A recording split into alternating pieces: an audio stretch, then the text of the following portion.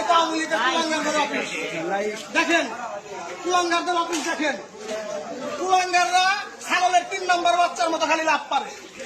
আজকে আসলো না, শুয়োরের বাচ্চারা খালি ছাগলের 3 নম্বর বাচ্চার মতো লাভ পারে। হেনরি গেছে, মুন্না গেছে, হাসিনাও গেছে, হাসিনাও চলে যাবে। স্থায়ী সদস্য ইকবাল হাসান মাহমুদ টুকুর নেতৃত্বে সিরাজগঞ্জে আমরা ছাত্র দল, যুব দল, স্বেচ্ছাসেবক দল, সাধারণ জনগণ দুর্বার আন্দোলন করে তুলেছি।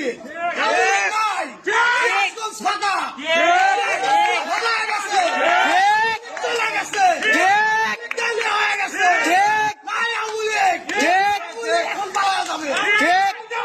অফিস দেখেন, কুলাঙ্গারদের অফিস।